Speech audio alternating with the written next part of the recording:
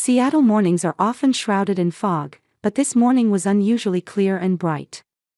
Emily Hartwell was preparing breakfast for her son Jacob in the kitchen of her 12th-floor apartment in a high-rise building. She worked as a principal architect at a well-regarded local architectural firm, and many of the commercial and residential buildings she had designed were featured in architectural magazines, demonstrating her considerable skill. "Mom, what day is it today?" 7-year-old Jacob sat down at the dining table, rubbing his sleepy eyes. With brown hair and large eyes that resembled his mother's, he was the most precious person in Emily's life. Since losing her husband to cancer 3 years ago, mother and son had walked through life together as a team. "It's Tuesday. Do you remember you have piano lessons after school today?" Emily gently stroked her son's hair as she placed pancakes in front of him. Jacob was musically gifted, particularly excelling at piano far beyond other children his age. "Yes. The teacher said she'd teach me a new song," Jacob answered happily, taking a bite of his syrup-covered pancakes.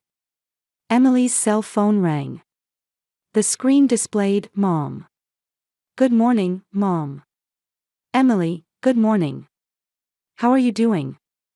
Her mother Margaret's voice rang out bright and cheerful as always.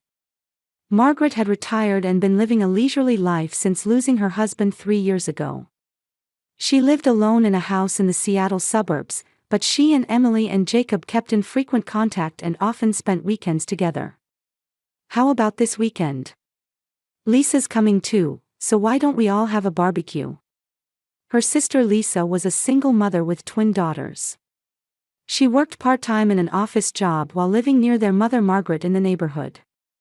Having struggled through hardships, she sometimes showed a mature composure. "That sounds like a wonderful idea. Jacob can play with his cousins too," Emily replied.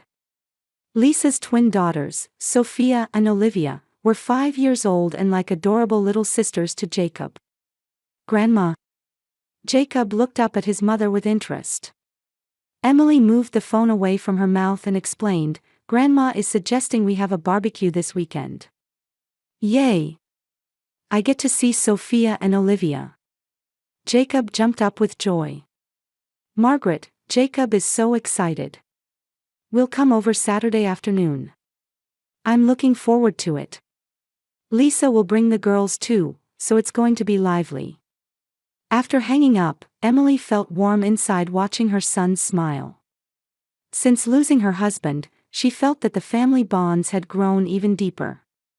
Margaret in particular constantly supported Emily in balancing work and child-rearing, and was a loving grandmother to Jacob. In the car on her way to work, Emily thought about the project she was currently working on. She had been entrusted with designing a new nursing home in the city, putting her energy into creating spaces where elderly people could live comfortably. Her reputation as an architect was high, and she was respected by her colleagues. However, behind her success, she always carried guilt. She constantly struggled between wanting to spend more time with Jacob and her desire to build her career. In the evening, when she picked up Jacob after his piano lesson, he was humming the new song he had learned, full of excitement. "Mom, when we go to Grandma's house, can I play for everyone?" "Of course. Grandma and Lisa will be so pleased." That night, as she tucked Jacob into bed, Emily held his small hand. "Mom, we're happy, aren't we?" Jacob murmured in a sleepy voice. "Yes, we're very happy," Emily kissed her son's cheek. Indeed, they were happy. Her beloved son, her supportive mother, her kind sister. And her own career was going well too. Emily sincerely wished that this peaceful daily life would continue forever. As the weekend barbecue day approached, Jacob became increasingly excited. For him, time spent at his grandmother's house was special. Playing in the large yard with his cousins, eating Margaret's homemade cookies, and the warm times when the whole family was together. It was a place of comfort for him, having lost his father. Emily also treasured the time at her mother's house. Margaret seemed to have deepened her affection for Emily and Jacob even more after her son's death. She was especially gentle with Jacob, genuinely delighting in his growth. Saturday morning, Emily woke up leisurely for the first time in a while. Outside the window, birds were chirping, and a peaceful weekend morning had arrived in Seattle. Jacob was still sleeping, but just looking at his sleeping face warmed Emily's heart. "Mom, we're going to Grandma's house today, right?" When Jacob woke up, the first thing he did was confirm the day's plans. His eyes sparkled with anticipation. "That's right. We're planning to leave around noon, so let's eat breakfast and get ready." Emily gently kissed her son's cheek and headed to the kitchen together. Today was the day for the barbecue at Margaret's house. Lisa was also planning to bring her twin daughters, and it would be a rare occasion for the whole family to gather. Just after noon, Emily and Jacob drove to Margaret's house. Her mother's house in the Seattle suburbs was a single-family home that her late father had left them, with a large yard and a fine two-story structure. When they parked in the driveway, Lisa's car had already arrived. "Emily. Jacob." Margaret greeted them with a smile from the front door. Her mother, with her gray hair neatly arranged, looked wonderful in her apron. "Grandma." Jacob ran over and hugged his grandmother. "My, you've grown even bigger." Sophia and Olivia are waiting in the backyard. When they entered the living room, Lisa was sitting on the sofa with her twin daughters. Her sister had acquired the strength of motherhood. "Good work." Lisa stood up and hugged Emily. "Hello, Jacob." "Hello, Aunt Lisa." "Sophia, Olivia, how have you been?" The twins laughed shyly and ran after Jacob into the backyard. The sound of children's laughter echoed through the house, making Emily feel happy. "It's such nice weather today." "Perfect for a barbecue," Margaret said, looking out the window. For several hours that afternoon, the family enjoyed a pleasant time in the yard. Margaret's expertly made hamburgers and hot dogs, the salad Lisa brought, and Emily's homemade brownies for dessert. The children ran around the yard while the adults enjoyed a rare family gathering. "Jacob, would you play that new piano piece for us?" Margaret called to her grandson. "Yes." Jacob happily ran into the house and sat at the piano in the living room. He began playing "For Elise," which he had recently learned.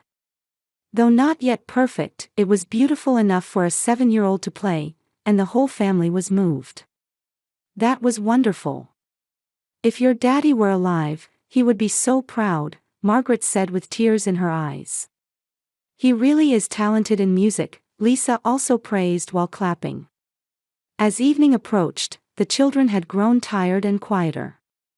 Sophia and Olivia were watching TV on the living room sofa, and Jacob was alone in his father's study on the second floor, reading a book.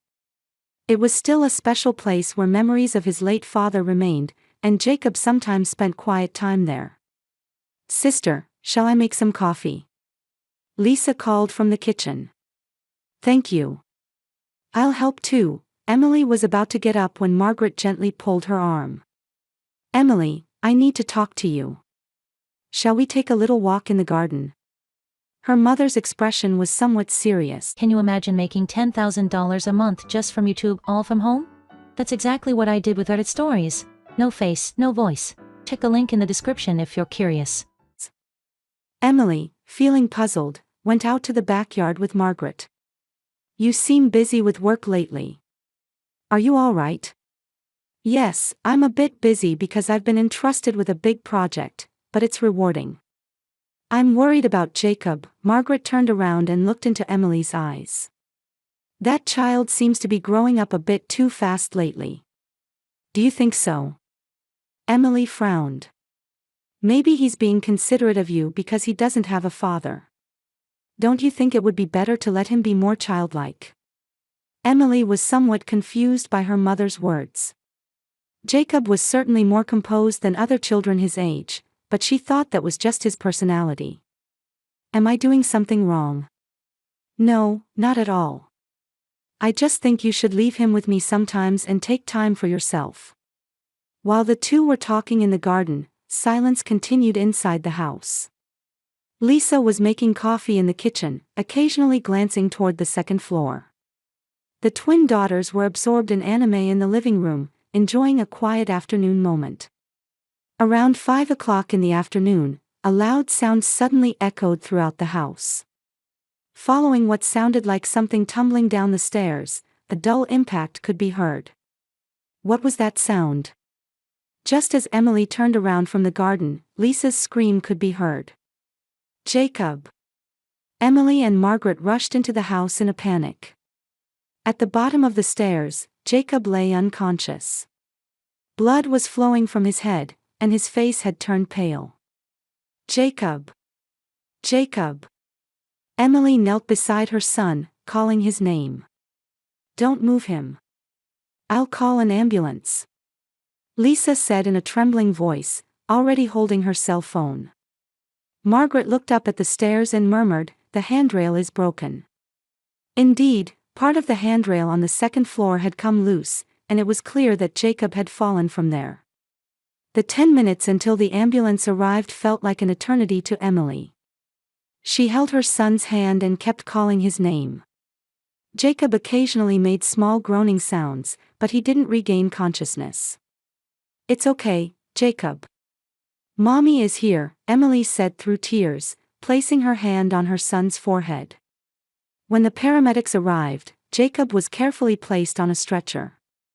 Emily rode in the ambulance, while Margaret and Lisa were to follow by car to the hospital. "He's being taken to Seattle General Hospital Emergency Department," the paramedic explained to Emily.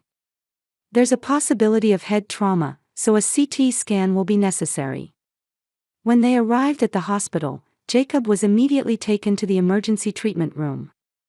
Emily was instructed to wait in the hallway and sat alone in a chair. Her hands were shaking, and her heart was pounding violently.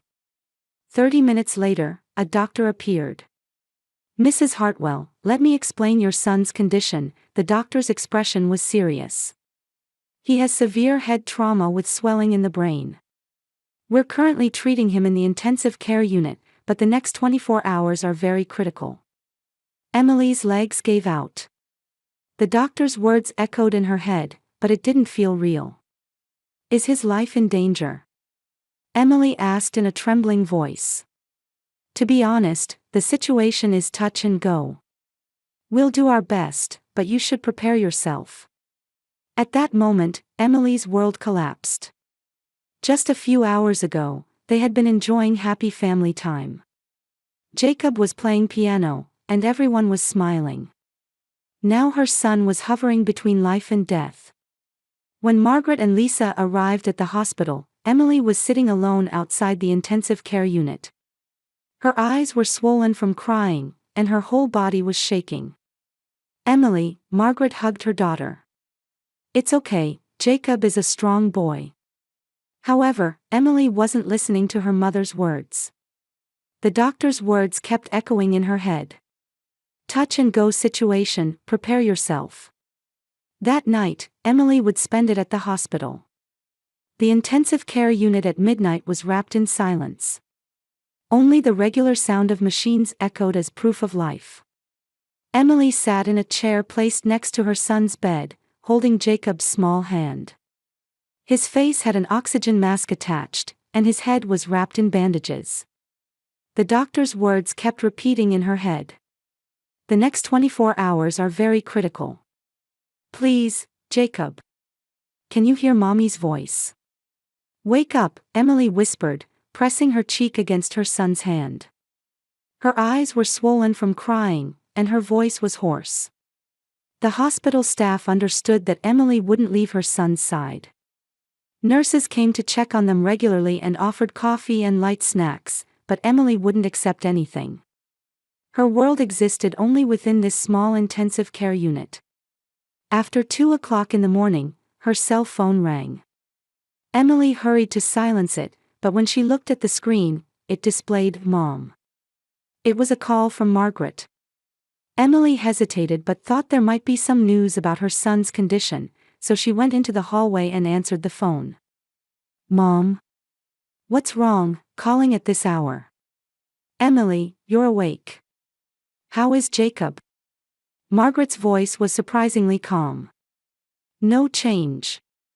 He still hasn't regained consciousness. The doctor said the next 24 hours are crucial. Emily's voice was shaking. I see, that is worrying, Margaret answered briefly. Then she suddenly changed the subject. By the way, Emily, about tomorrow. Tomorrow? Emily was confused. She had no mental space to think about tomorrow. Did you forget? Tomorrow is Lisa's birthday. The preparations are already underway. Relatives are coming too, and I've already ordered the cake. Emily couldn't believe her ears. In this situation where her son was hovering between life and death, was she talking about a birthday party? Mom, now is not the time to talk about such things, is it? Jacob is. I'm worried about Jacob, but Lisa's birthday comes only once a year. She's really looking forward to it. I want you to help with the decorations, and there's meal preparation too. Emily was speechless. She couldn't understand her mother's priorities. Mom, my son is in the intensive care unit. The doctor said his life is in danger. How can you think about a birthday party? Emily, you being at the hospital won't make Jacob's condition better, will it? Leave it to the doctors, and sometimes you need a change of pace too. Besides, family solidarity is important at times like this. A change of pace. Emily's voice rose. My son is dying, and you talk about a change of pace. Don't say such unlucky things. Jacob is a strong boy, he'll surely be fine. Margaret's voice had an unnaturally optimistic tone. Anyway, please come to the house at 10 o'clock tomorrow morning. There's a lot of preparation to do. Emily couldn't believe it. She felt that her mother was trivializing her son's critical situation. Mom, I have no intention of leaving my son's side.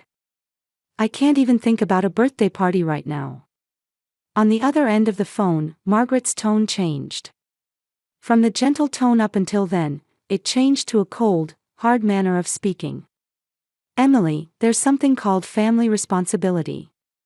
Lisa is raising twins alone as a mother, yet you're only thinking about yourself.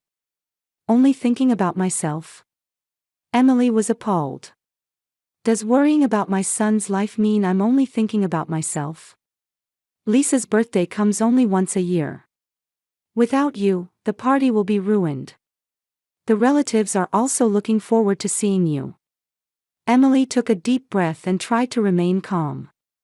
Mom, please understand. Right now, I can't think about anything other than Jacob. I'm sorry to Lisa, but couldn't we postpone the birthday? Postpone? Margaret's voice suddenly became sharp. Absolutely not. All the preparations are complete, and the relatives have made arrangements too. Do you intend to ruin everyone's plans for your own convenience? My own convenience? Emily was beginning to feel angry. My son's life being in danger is my own convenience. Emily, you've always had a self-centered side, but this time you're going too far. Value your family bonds. Emily was deeply hurt by her mother's words. She couldn't understand being called self-centered. Mom, I treasure my family, which is exactly why I'm staying by my son's side. Why can't you understand that? You're the one who can't understand. How much Lisa is looking forward to this, how much the relatives have prepared. You're not thinking about such things at all. Emily's mind was in turmoil. She couldn't understand her mother's logic at all. In this situation where her son's life was in danger, why did she have to prioritize a birthday party? Mom, I'll say it once more, but I have no intention of leaving my son's side. There was a long silence on the other end of the phone. Then, when Margaret spoke, her voice was as cold as ice. Emily, listen carefully. If you don't come to tomorrow's party, I won't recognize you as my daughter. I don't want to be involved with someone who doesn't fulfill their family responsibilities. Emily couldn't believe her ears. What did you say? You heard me. If you don't come, I'll cut ties with you, Margaret's voice had no trace of warmth. Make it clear whether you choose your family or your own selfishness. Emily was at a loss for words. She couldn't believe her mother was seriously saying such things. Mom, are you serious? My son is on the brink of life and death, and you're talking about cutting ties. I'm serious. I value family unity above all else. I can't continue a relationship with someone who can't understand that, even if we're blood related. Tears overflowed from Emily's eyes. They were tears not just of sadness, but of anger and disappointment. I understand, Mom. Emily's voice was shaking but filled with determination. I never knew you were this kind of person. Emily, you still have time to reconsider. Give me your answer by tomorrow morning. I'll give you my answer now. Emily took a deep breath. I'm staying by my son's side. If that's unacceptable to you, so be it. Are you really okay with that? Don't come to me with regrets later. I won't have any regrets. I'm a mother. Protecting my child is a mother's duty, isn't it? You can't understand that. On the other end of the phone, Margaret laughed coldly. That's your choice. Goodbye, Emily. The call ended. Emily stared at her cell phone, unable to accept reality for a while. Had her mother really said she would cut ties? In this situation where her son was dying. Dominated by mixed emotions of anger and sadness, Emily deleted her mother's number from her phone's contacts. Her fingers were shaking, but she had no hesitation. If this was her mother's true nature, she didn't want to be involved with such a person. When she returned to the intensive care unit, Jacob was still sleeping unchanged. Emily took her son's hand again and gently kissed his forehead. Jacob, Mommy is here. No one else can come between us.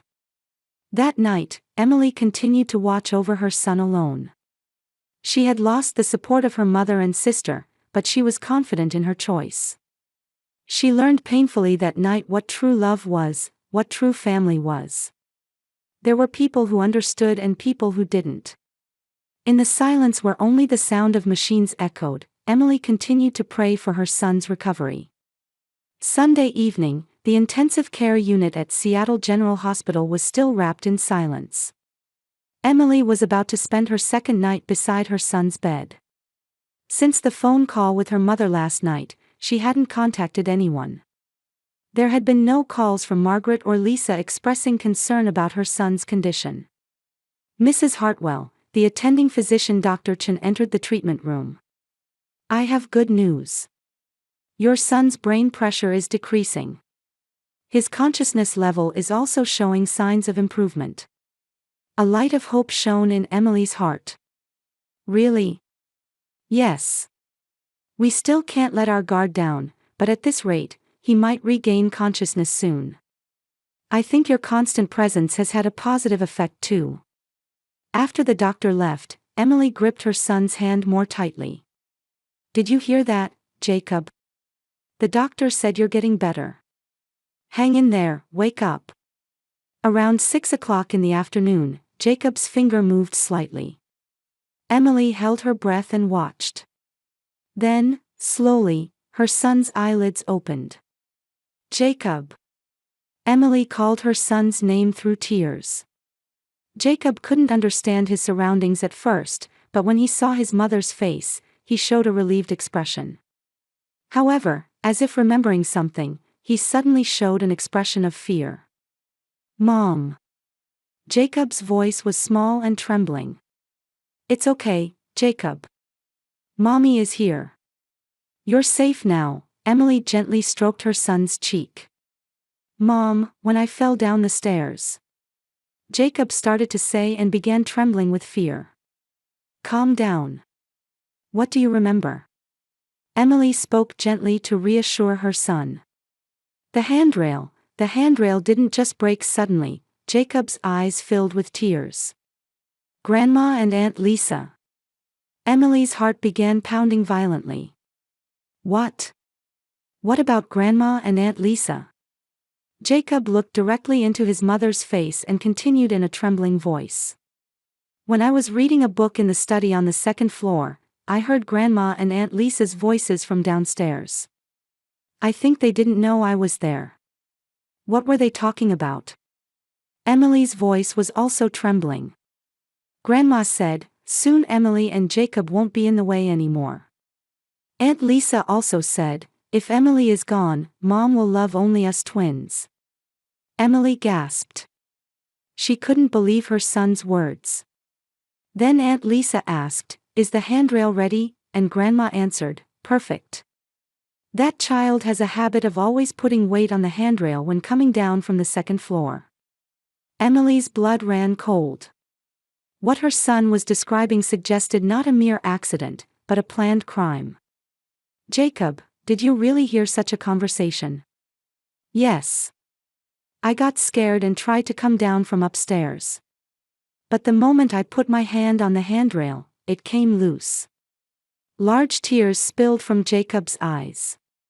"Were Grandma and them trying to kill me?" Emily hugged her son. She herself couldn't stop shaking. Her mother and sister had intentionally tried to hurt her son. "Mommy will protect you. You're safe now," Emily comforted her son while recalling her mother's cold attitude during last night's phone call. The unnatural calmness right after her son's accident, the abnormal obsession with the birthday party, and the threat to cut ties. Everything was beginning to connect. "Mom, we're not going to Grandma's house anymore, right?" Jacob asked anxiously. "Never again. I promise," Emily kissed her son's forehead. That night, Emily stood in the hospital corridor clutching her cell phone. She was wondering whether she should report to the police. Her son's testimony alone might not be sufficient evidence. However, she made her decision. Seattle Police Department. "My son was in an accident falling downstairs, but there's a possibility it was intentional." The next morning, 2 detectives came to see Emily. After hearing Jacob's testimony, they decided to begin investigating it as a case. "Ma'am, based on your son's testimony, we'll examine the scene. We'll also conduct interviews with related parties," the older detective explained. That afternoon, a scene investigation was conducted at Margaret's house. When forensics examined the stair handrail, they discovered traces that the metal fitting supporting the handrail had been loosened beforehand. It wasn't something that came loose naturally, but had been intentionally tampered with. "This is clearly man-made," the forensics officer reported. "It was loosened little by little over a long period, designed to come off when a certain weight was applied." Margaret and Lisa were called to the police station. At first, both insisted it was an accident, but when confronted with physical evidence and her son's detailed testimony, Lisa was the first to speak. "It wasn't me. Mom planned everything." Lisa screamed through tears.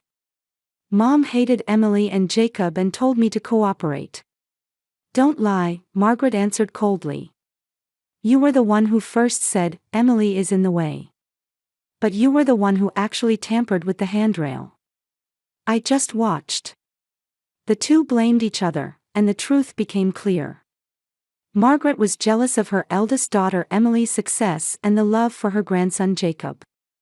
Meanwhile, Lisa resented that her twin daughters weren't receiving enough affection from their grandmother. Their jealousy and hatred combined to form a plan to eliminate Jacob, thereby causing Emily to have a mental breakdown and change her position within the family.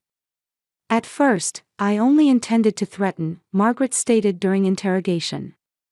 "I thought if I gave him a minor injury, Emily would come to rely more on her family."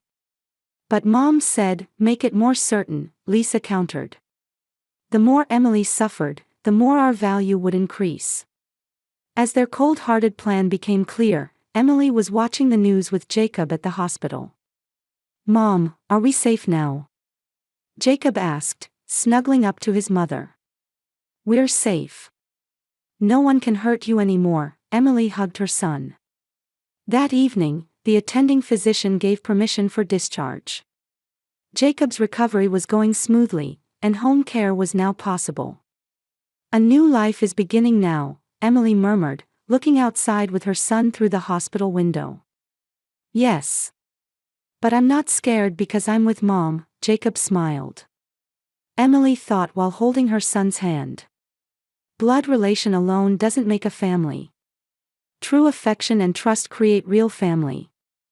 Though there was sadness in losing her mother and sister, the relief of being able to protect her son was greater. 6 months later, the courtroom of Seattle District Court was wrapped in silence. The trial of Margaret Hartwell and Lisa Hartwell was coming to an end. Emily sat in the front row of the gallery, waiting for the verdict. Next to her sat Jacob, who had fully recovered, though he seemed a little nervous in the solemn atmosphere of the courtroom. I sentenced defendant Margaret Hartwell to 8 years imprisonment for attempted murder. I sentenced defendant Lisa Hartwell to 6 years imprisonment for the same crime. The moment the judge's voice echoed through the courtroom, Emily let out a deep sigh. It was a complex mix of relief that justice had been served and sadness at losing family. In the defendant's dock, Margaret and Lisa showed completely different reactions. Margaret maintained a resolute attitude to the end, claiming in court that, "I only acted for my family." Meanwhile, Lisa broke down crying, repeatedly shouting, "I was deceived by Mom." After sentencing, the two would be sent to separate prisons. Emily had the opportunity to meet with them one last time, but she declined. She no longer wanted to be involved with them. "Mom, is this really the end?" Jacob asked, holding his mother's hand outside the courthouse. "Yes. No one can hurt us anymore," Emily hugged her son. That afternoon, the two headed to their new home. Emily had purchased a house in a quiet residential area in the Seattle suburbs after the incident. It was to start a new life with her son, away from old memories. The new house was smaller than their previous condo, but it was a single-family home with a yard, and Jacob really liked it. Children his age lived in the neighborhood, and he was able to make friends quickly. "Emily, I came to help with the move," neighbor Sarah Johnson appeared with a smile. A kind woman in her 50s, she had been helpful since the day Emily and Jacob moved in. Having experience raising a daughter as a single mother herself, she had become a reassuring presence for Emily. "Thank you, Sarah. You're really helping me out." "Family isn't just about blood relations," Sarah placed her hand on Emily's shoulder. "People like us who support each other can become family too." That night, Emily and Jacob had dinner at their new dining table. The table was filled with homemade dishes that neighbors had brought them. "Mom, we're happy, aren't we?" Jacob said with a smile. "We really are. This time, we seem to have found true happiness." A year later, Margaret and Lisa were spending completely different days in prison. Margaret frequently got into trouble with other inmates and spent much of her time in solitary confinement. She still justified her actions and complained to those around her that, "Emily betrayed me." Meanwhile, Lisa became mentally unstable in prison and harbored growing resentment toward her mother. She repeatedly screamed, "Mom deceived me," and, "It's all Mom's fault," requiring counseling. A deep rift formed between the two, and they refused even to see each other during visiting hours. Around the same time, Emily and Jacob attended a Christmas party held at the local community center. Jacob played "Jingle Bells" on the piano and received big applause from the gathered people. "That was a wonderful performance, Jacob," a neighborhood elderly man said, patting his head. "Thank you, Grandpa," Jacob answered happily. Emily felt truly happy watching her son's growth. The pain of being betrayed by blood family would never disappear, but the bonds with people she met in the new community brought even greater warmth. "Emily, we're planning a community picnic next summer. Could Jacob play piano for us?" Sarah suggested. "I'd be delighted. I think Jacob would look forward to it too." That night, mother and son sat together under the Christmas tree. The tree was decorated with many ornaments they had received from new friends. "Mom, next year will be an even better year, won't it?" Jacob said, snuggling up to his mother. "I'm sure it will be." A wonderful future awaits us, Emily hugged her son while looking at the snowy landscape outside the window. For the two who had learned what true family means, the future was full of hope. A new life with people bound not by blood ties but by true affection and trust was just beginning.